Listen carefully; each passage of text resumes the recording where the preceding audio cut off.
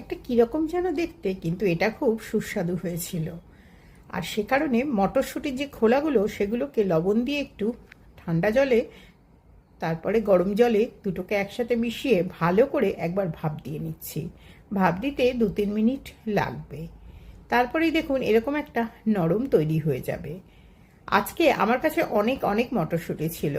সেই মটরশুঁটিগুলো শীত যেহেতু শেষ, কিছুটা স্টোরও করব, আর কিছুটা মটরশুঁটি আমি ছাড়িয়ে নেবার পরে খোলাগুলো যেরকম ফেলে দেয় সেরকম মটরশুঁটির খোসাগুলো আমি ফেলেই দিচ্ছিলাম। কিন্তু হঠাৎ মাথায় একটা বুদ্ধি এলো, ভাবলাম খোলাগুলো দিয়ে যদি কিছু একটা বানানো যায়।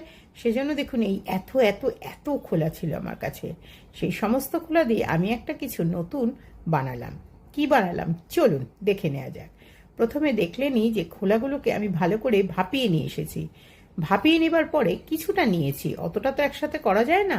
তারপরে ভাপানোর পরে দেখছি খোলার সাইডের অংশগুলো বেশ শক্ত আছে, তাই সেই শক্ত শিরাগুলো ছাড়িয়ে নিয়ে তার সাথে একটু কাঁচা লঙ্কা, একটু রসুন, একটু আদা এই সমস্ত দিয়ে ভালো করে বেটে নিচ্ছি। আর একটা সেদ্ধ ডিমও দিয়ে দিলাম, সবই আমার নিজস্ব বুদ্ধিতে। তাই ডিমটা দিয়ে ভালো করে একবার বেটে নিলাম। বেটে নেবার পরে তার মধ্যে একটু লবণ দিয়ে অবশ্যই বাটতে হবে। এবারে কড়ার মধ্যে একটু তেল, তেলের মধ্যে একটু জিরে, জিরের মধ্যে একটু পেঁয়াজ, একটাই পেঁয়াজ দিয়েছি, বেশ কুচো কুচো করে কাটা ছিল। আর সেই একটু রসুন, আরও একটু রসুন থেতো থেতো করে নিয়ে এসেছি।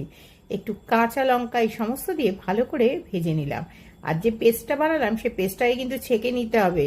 যতই শিরা ছাড়াও একটু কিন্তু শিরা কিন্তু আরও ছিল। তার সাথে দিলাম একটু লঙ্কার গুঁড়ো, একটু লবণ। বেশ ভালো করে দেওয়ার পরে এটা ভালো করে বেশ সেদ্ধ হয়ে গেল। সেদ্ধ হয়ে যাবার পরে এর মধ্যে দিলাম ধনেপাতা। যদিও এটা সেদ্ধই ছিল, কিন্তু মশলার সঙ্গে আর একটু মাখিয়ে সেদ্ধ করে শক্ত শক্ত করে নিতে হবে। এই যে দেখুন ফাইনালি এরকম একটা তৈরি হলো। ও মা, এটা যখন আমি ভাতের সাথে খেতে গেলাম ভাবতেই পারিনি এটা এত সুন্দর হবে একটা ফেলা জিনিস দিয়ে। সত্যি কথা বলতে কি জানেন, সমস্ত ফেলা জিনিস দিয়ে দারুণ দারুণ কিছু রান্না কিন্তু সম্ভব হয়। তাই ধারের অংশটাও একেবারে ভালো করে চেটে পুটে গুছিয়ে আমি রেখে দিলাম। এটা 2 দিন তো আমি খাবোই খাবো। একটু টেস্টও নিয়ে নিলাম। কেমন হলো রেসিপিটা?